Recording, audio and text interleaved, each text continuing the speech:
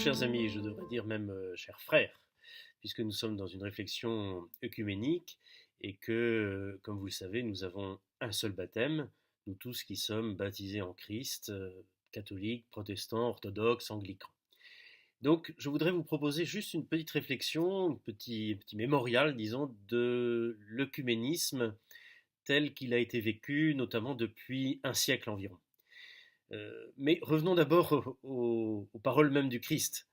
Euh, Lorsque le Christ parle de nous, c'est-à-dire des chrétiens, de ses disciples, des enfants du Père, il prie pour notre unité. Vous le savez, dans Jean au chapitre 17, euh, la prière du Christ, que tous soient un.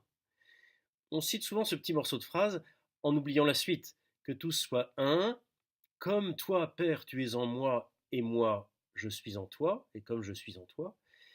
Et donc c'est une unité qui est calquée, ou en tout cas fondée sur l'unité même du Père, du Fils et de l'Esprit. Et puis la suite de la phrase est intéressante aussi.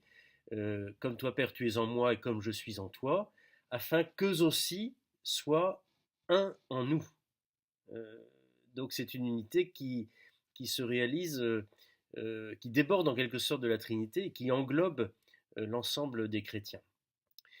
Et la phrase continue encore, afin qu'eux aussi soient un en nous, pour que le monde croie que tu m'as envoyé. Pour que le monde croie, donc pour que le monde reçoive la foi. C'est une condition. L'unité, c'est pas simplement un but à viser pour être plus gentils les uns avec les autres, c'est que l'enjeu, c'est la foi du monde, c'est l'accueil par le monde de la foi chrétienne, de la foi en Christ. Pour que le monde croie que tu m'as envoyé, et donc que le monde reconnaisse la filiation divine de Jésus et son envoi, sa mission par le Père comme Messie et comme Sauveur. Alors, cette volonté du Christ, cette prière que le Christ fait à son Père pour notre unité, eh bien, elle a eu toujours des hauts et des bas, c'est évident, c'est malheureusement inévitable. Je dirais que dans toute famille, il en est ainsi. Mais nous ne pouvons pas nous satisfaire de nos divisions. Il est très important que nous puissions travailler à l'unité, même lorsque cette unité a été rompue ou abîmée. Ce fut le cas donc entre catholiques et orthodoxes, ou entre l'Église et les orthodoxes au XIe siècle, et puis bien sûr avec la réforme protestante, cette division entre catholiques et protestants au XVIe siècle.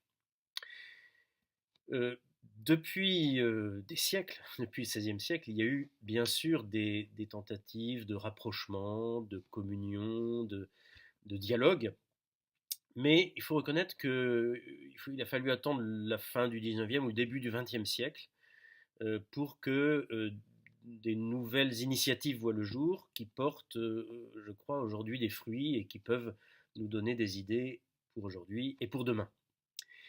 Euh, Au tournant du 19e et du 20e siècle, il y a une belle convergence, je trouve, de plusieurs mouvements, plusieurs déplacements, plusieurs évolutions de la foi chrétienne ou de l'expression de la tradition de l'Église, par exemple dans l'Église catholique.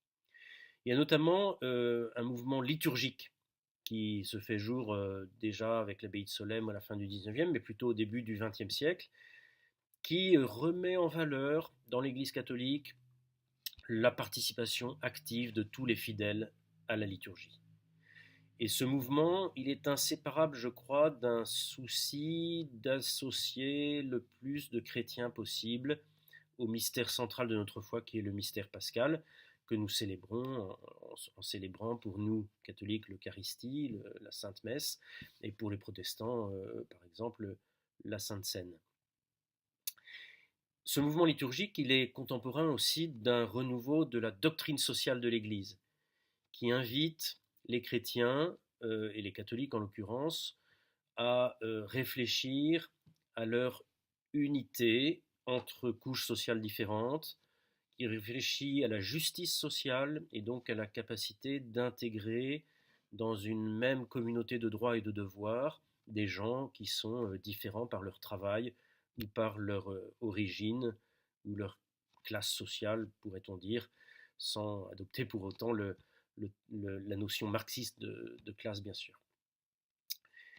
Mouvement liturgique, doctrine sociale, et puis aussi un renouveau des études bibliques et patristiques. On redécouvre, en tout cas dans l'Église catholique, mais aussi, je crois, chez les protestants, on redécouvre l'utilité, la grandeur, la profondeur de l'étude sérieuse du texte biblique, en acceptant des remises en cause parfois, ou bien des nouvelles manières de lire le texte de la parole de Dieu.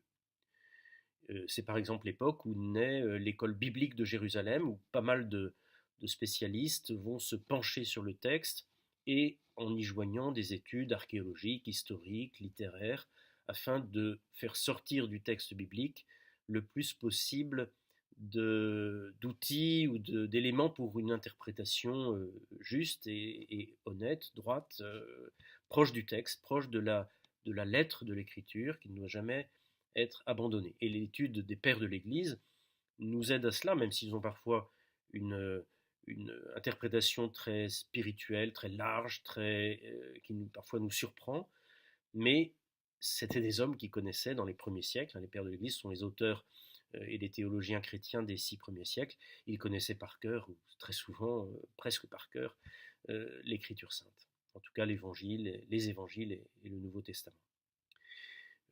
On peut dire aussi qu'à cette époque-là, il y a un renouveau je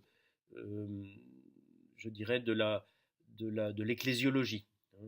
Depuis la fin du 19e siècle, avec des théologiens comme Müller, et même chez les papes, il y a une recherche de redéfinir ce qu'est l'Église, d'y voir une vraie communion.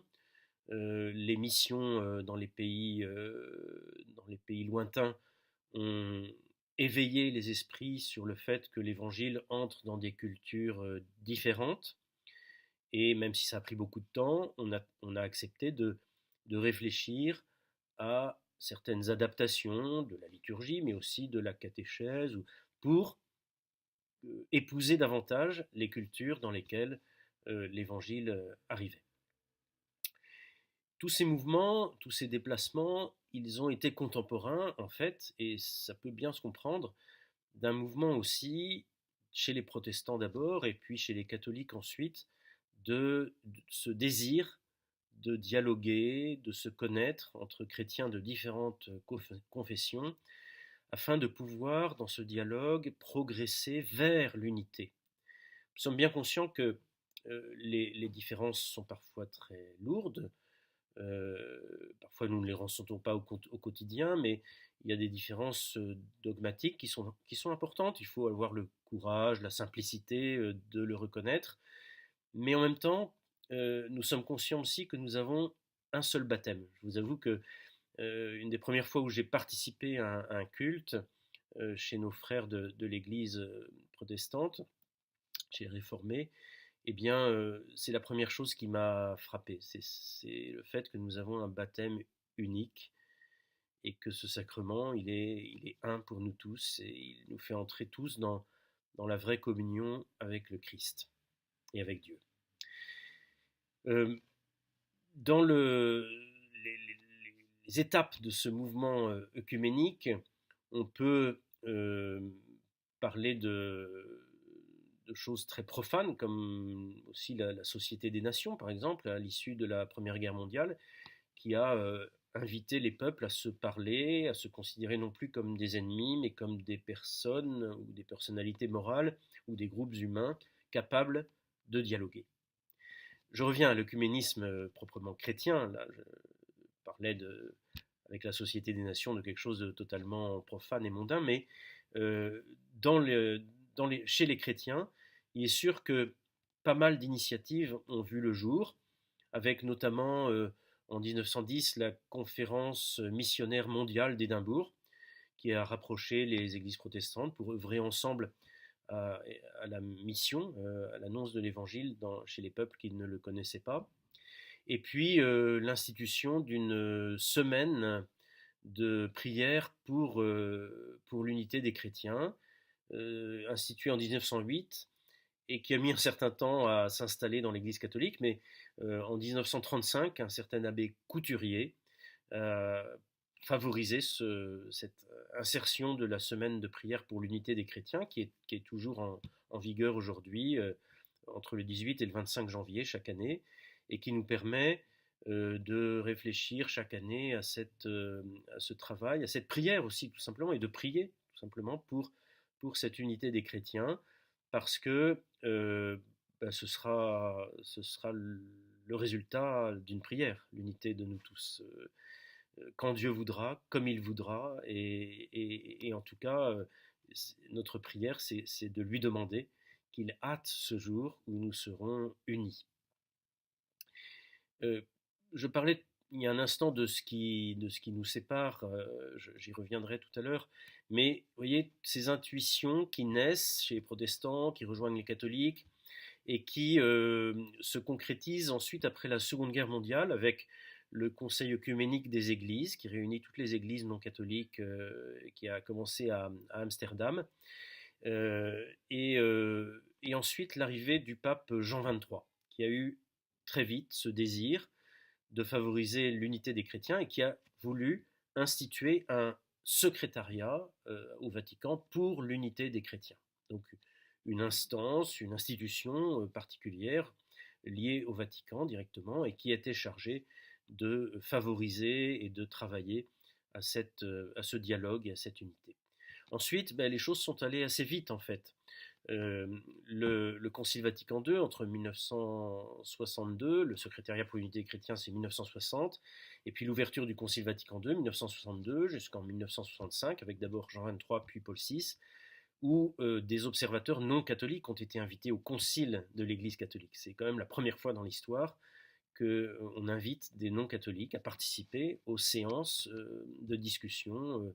Ils n'avaient pas accès à la parole, mais ils pouvaient écouter, regarder, discuter, et puis beaucoup de choses dans un concile se passent non seulement dans l'aula générale, dans la grande salle, ou dans la basilique Saint-Pierre, mais aussi dans les couloirs, bien sûr. Et donc, le dialogue a progressé, et avec les suites de Vatican II, se sont mises en place plusieurs instances de dialogue, un dialogue luthéro-catholique, hein, donc des catholiques avec les luthériens, qui a abouti notamment à un accord théologique en 1999 sur la justification. Nos frères protestants disaient que la justification s'opérait, donc le fait de devenir juste, de devenir saint, s'opérait par la foi. C'est la foi qui sauve, et Saint Paul le dit, c'est vrai. Et en même temps, nous, avec l'épître de Saint Jacques et d'autres passages de Saint Paul, nous catholiques, nous disions que le salut, la justification s'obtenait par les œuvres, par ce que nous faisons. En réalité, ce dialogue très fructueux, théologique, a permis de conclure que les deux sont vrais et que finalement c'est assez simple. Nous sommes sauvés par la foi en Christ, en Jésus-Christ, mais la foi nous donne de coopérer avec l'action de Dieu, puisqu'elle nous fait accueillir la présence de Dieu, et la présence de Dieu en nous nous pousse à accomplir des œuvres divines, des œuvres en tout cas qui sont saintes et qui nous, obtiennent, nous conduisent en tout cas vers le salut. Il y a eu aussi une très belle encyclique du pape Jean-Paul II, Ut Unum Sint, pour qu'il soit un, et qui, à côté d'autres nombreux textes du Concile Vatican II ou d'autres papes, avant et après Jean-Paul II, ont contribué à remettre la question de l'unité des chrétiens au cœur du souci, au cœur de la volonté de l'Église catholique, lorsqu'elle regarde sa propre histoire, avec des pardons à demander certainement, et puis aussi avec un évangile que nous voulons transmettre en commun avec nos frères chrétiens non catholiques. Je parlais tout à l'heure des différences, je terminerai par là, mais juste pour donner du grain à moudre à ceux qui m'écoutent. Mais on dit parfois que les différences entre catholiques et protestants, ce sont... Alors si on est catholique, on dit c'est les trois blancheurs, et si on est protestant, parfois on dit c'est un homme, une femme, une chose. Alors les trois blancheurs, qu'est-ce que c'est? Et puis un homme, une femme, une chose. Vous voyez, ce sont un homme, une femme, une chose qui en général sont blanches. L'homme, c'est le pape, la femme, c'est la Vierge Marie, et puis la chose blanche, c'est l'hostie de l'Eucharistie. En réalité, il serait trop long de développer ici. C'est vrai que nous avons des approches différentes du ministère du successeur de Pierre, en la personne du pape, de son rôle, et donc de l'unité autour de lui, de tous les évêques du monde.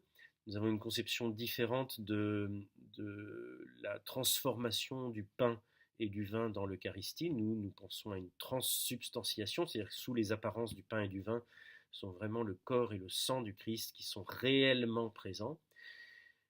Chez les protestants, c'est assez divers. Je ne veux pas parler à leur place, mais c'est vrai que la présence, elle peut être dite réelle, mais elle n'est pas conçue de la même manière que chez nous, les catholiques. Et puis la Vierge Marie, je pense que tous les chrétiens sont d'accord pour reconnaître que c'est une femme sainte, que c'est une femme qui a un rôle unique dans l'histoire du salut, en étant celle qui met au monde le Fils de Dieu. Mettre au monde le Fils de Dieu, c'est quand même une mission absolument unique et indépassable, insurpassable. Et en même temps, notre tradition catholique, comme la tradition orthodoxe, ont pris l'habitude de prier Marie. Non pas que nous la considérions comme une déesse, ni comme égale à Dieu ou au même niveau que Dieu, mais parce que nous pensons que, euh, au-delà de notre vie terrestre, nous pouvons continuer à coopérer avec l'œuvre de Dieu, mystérieusement, mais réellement, et que la Vierge Marie en particulier peut continuer à intercéder. En fait, quand nous prions Marie, nous les catholiques, nous ne nous arrêtons pas à Marie. Jamais. Nous, en tout cas, nous ne devrions pas le faire. Nous prions Marie pour qu'elle prie pour nous, Dieu. Et bien sûr, ce n'est qu'une sorte de collaboration dans la prière, je dirais, que nous demandons à Marie pour qu'elle nous aide à atteindre Dieu, à rechercher Dieu, à le connaître, à l'aimer, à le servir, à l'adorer, à l'honorer et à être ses témoins. Voilà, j'ai été un petit peu long, pardonnez-moi, mais en tout cas, je souhaite que notre initiative commune dans le doyenné du Marais, avec nos frères protestants, puisse produire de beaux fruits dans la marche vers l'unité des chrétiens. Que Dieu nous bénisse tous.